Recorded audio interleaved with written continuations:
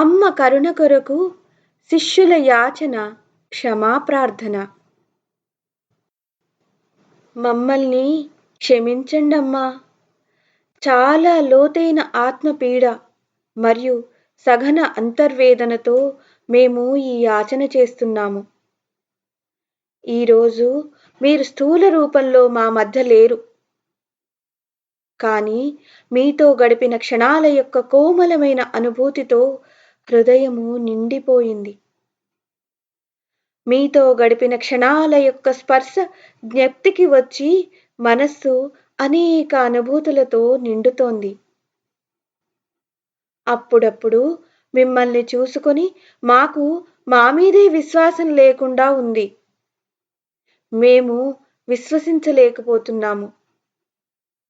ఈ చేతులేనా ఆ సర్వేశ్వరీ మాత యొక్క శ్రీచరణములను తాకినవి? ఇది ఆ మాత యొక్క చరణములపై వంగిన శిరస్సేనా? దీని మీదేనా అమ్మ తన కృపాపూరిత వరదహస్తం ఉంచింది? ఈ వ్యధ ఏ ఒక్కళ్ళదో కాదు, మీ అసంఖ్యాకులైన పిల్లలది.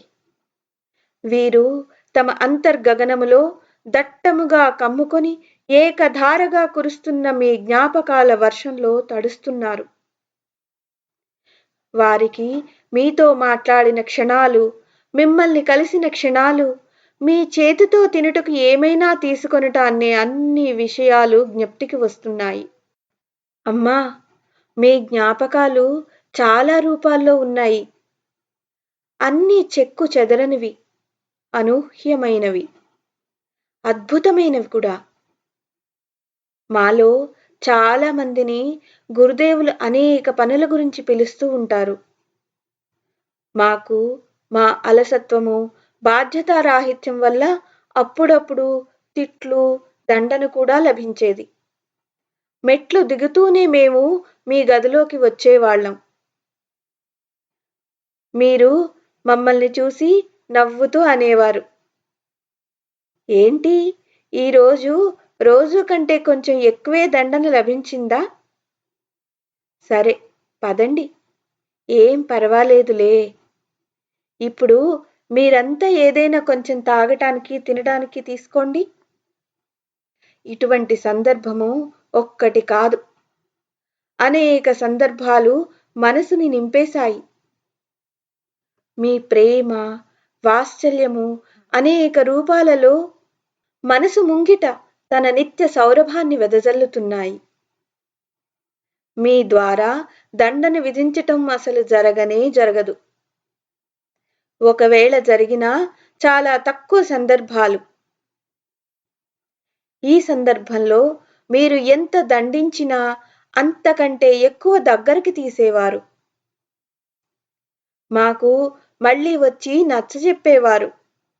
అంతేకాదు, ఇలా దండించటంలోనే మాకు చాలా మంచి జరుగుతుందని చెప్పేవారు. అంతేకాదు, దండని తర్వాత తప్పనిసరిగా మీ ముందు కూర్చోబెట్టుకుని తినటానికి ఏదో ఒకటి పెట్టేవాళ్ళు. హే భావమయి, మేము మీ భావంతో నిండిన మాతృత్వమును ఎలా, ఏ విధంగా, ఎంత అని చర్చ చేసుకుంటాం? ఇది ఎల్లలు లేని అనంతమైన కథ. మాలాంటి అజ్ఞానులైన బాలకులే కాదు, దివ్యలోకములలోని దేవగణములు కూడా దీనిని పూర్తిగా వివరించటంలో అసమర్థులే.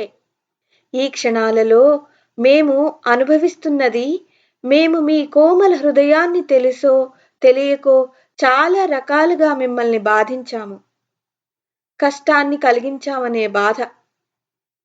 మీరు ఇవన్నీ భరించి మా మొండితనాన్ని, పెంకితనాన్ని తృప్తిపరుస్తూ మా హితం కోసమే తపన పడ్డారు. దీనిని మేము మా సౌభాగ్యం అనుకుని గర్వించేవాళ్ళం.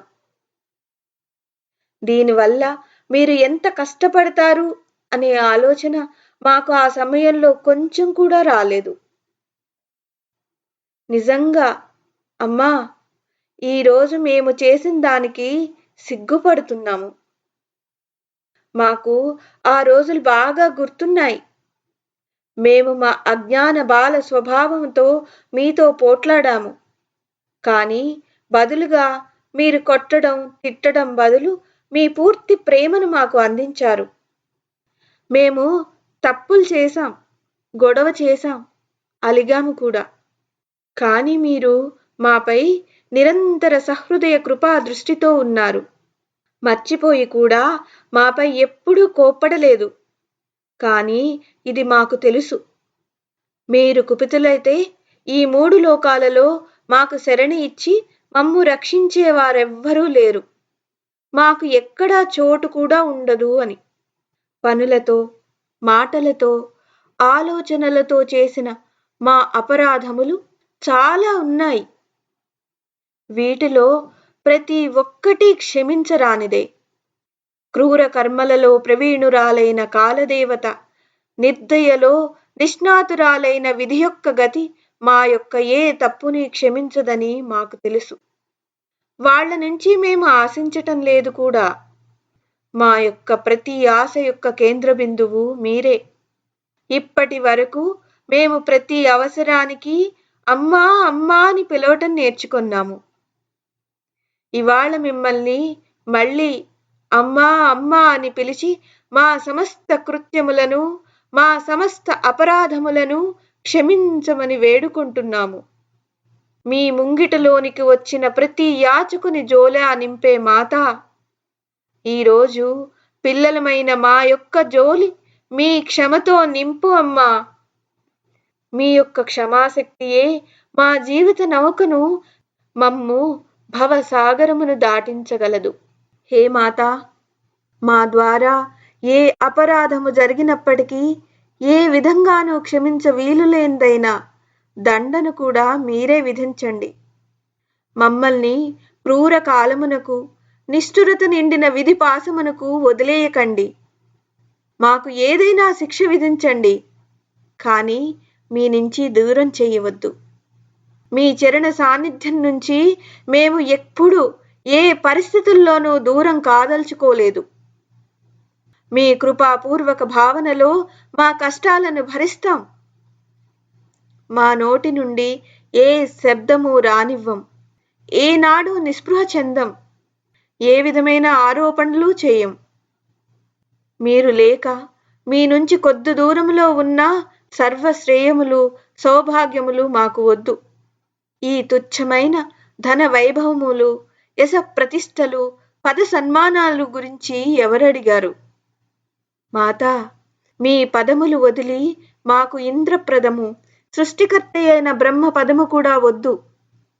దండనైనా పురస్కారమైనా మా సమస్త సంసారము మీ శ్రీచరణముల వద్దే నిండి ఉంది. మా మనోబుద్ధులు మీ గురించి తప్ప మిగతావి ఏవి ఆలోచించి అర్థం చేసుకోవటంలో అసమర్థులమే అవుతాము. మొదట్లో మీరు స్థూల దేహముతో ఉన్నప్పుడు పిల్లలం మేము అలిగినప్పుడు మీరు మమ్ము అనునయిస్తూ ఉండేవారు. ఈరోజు సూక్ష్మ శరీరముతో ఉన్నారు. కానీ మా మీద అలిగి మీరు వెళ్ళారేమోనని మా మనసు శంకిస్తోంది. భౌతిక జీవితంలో అనేక తాళ్లతో కట్టివేయబడిన ఈ మనసు మీ సూక్ష్మచేతన స్పర్శను గ్రహించుటకు అసమర్థమవుతోంది. కానీ మిమ్మల్ని వెతకటంలోనే నిరంతరం లగ్నమై ఉంటాము. మీరు జీవించి ఉన్న సమయంలో దీనికి మిమ్ము రోజూ చూసే అలవాటుంది. మాకు ఇంకా సరిగ్గా అర్థం కావటం లేదు. పిల్లలపై ప్రాణాలు పెట్టే అమ్మ అకస్మాత్తుగా సూక్ష్మీకృతం ఎందుకు అయింది? ఆమె మాపై అలిగి వెళ్ళిపోలేదు కదా అనేది. కానీ హృదయ భావన మాత్రం విశ్వాసంగా చెప్తోంది. వాత్సల్యమై మాత తన సంతానము మీద ఎప్పుడూ అలగదు. ఆమె ఏదో ముఖ్యమైన విశేష ప్రయోజనము కొరకే మన స్థూల చక్షువులకు దూరమైంది అని. స్వప్నములో మీ దివ్యమైన జ్ఞప్తి రాగానే ఈ విశ్వాసము బలపడుతుంది. అదే చిరునవ్వుతో, మందహాసంతో, ప్రసన్నతతో ప్రదీప్తమైన దివ్య భవ్యమూర్తి. అదే చిరపరిచిత వాత్సల్యముతో నిండిన రూపం. అదే స్నేహమయ ఆశ్వాసన, అదే ప్రేమపూరిత వాక్కు. లేవగానే అరే, అమ్మ మన పక్కన ఉందే అనిపిస్తుంది. అంతే, అమ్మ మన చర్మచక్షులకే దూరమైంది. ఆమె సూక్ష్మ చేతన విరాట్ రూపములో విస్తారమై ఆచ్ఛాదన వలె మనపై తన నీడను ప్రసరింపచేస్తోంది. కష్టాలలో, ఆపత్ సమయాలలో, సమస్యలలో, బాధలలో ఎప్పుడైనా మన ప్రాణము పిలిస్తే ఆ సర్వశక్తిమయి తన సమస్త శక్తులతో ప్రత్యక్షమవుతుంది. మాత యొక్క స్మరణ మాత్రముతోనే క్రూరమైన కాలము కూడా వేస్తున్న అడుగు వెనకకు తీసుకుంటుంది. నిజమే కదా. మాతా మహాకాళి యొక్క పిల్లలను పాపం కాలమేం చేయగలదు? దీని కొరకు జగదంబ యొక్క ఒక్క హుంకారమే చాలు. ఈ సత్యమును పిల్లలమైన మేము ఈ చిన్న జీవిత కాలంలోనే ఎన్నోసార్లు అనుభూతి చెందాము. సమస్త కోరికలను తీర్చేవో కామేశ్వరీ మాత, మీరు మీ పిల్లల యొక్క ప్రతి కోరికను తీర్చారు. ఏది కోరితే అది మాకు ప్రసాదించారు. ప్రతి నిత్యము మీ వరదానములను అనుభూతి చెందుచున్న మాకు ఇప్పుడు ఏది అసంభవము కాదు అనే విషయము అనుభవజన్యమవుతున్నది. మేము ఏది కోరినా మా అమ్మ ఇస్తుంది అనే ఈ విశ్వాసంతో, హే మాతా, మేము మిమ్మల్ని చివరిగా అర్థిస్తున్నాము. మాకు ఇంకెవ్వరూ వద్దు, మీరొక్కరే మాకు చాలు. మీరే మాకు కావాలి. కేవలం మీరు మాత్రమే కావాలి. వణుకుతున్న మా హృదయాలు మరియు నీరు నిండిన మా నయనాల మీద దృష్టి ఉంచి మీరు మమ్ము మీ ఒడిలోకి తీసుకోండి. సంసారమనే భీషణారణ్యములో దారి తప్పి ఓ మాతా, ఇప్పుడు మా శరీరము, మనస్సు పూర్తిగా నలిగిపోయాయి, ముక్కలు ముక్కలైపోయాయి. వేదనతో అణువణువు వ్యధ చెంది ఉంది. హే వాత్సల్యమయి, ఈ సమయంలో కేవలం నీ ఒడియే మాకు రక్షణనివ్వగలదు. హే భావమయి భగవతి, మా అతీతములో చేసిన తప్పులను, భవిష్యత్తులో చేయబోయే తప్పులన్నింటినీ క్షమించమని ప్రార్థన చేస్తున్నాము. మాకు మీ ఒడి మాత్రమే కావాలి. మా జీవిత శేషము శ్వాస ఉన్నంత వరకు పూర్తిగా మీకు సమర్పించాలనే సంకల్పం చేస్తున్నాము.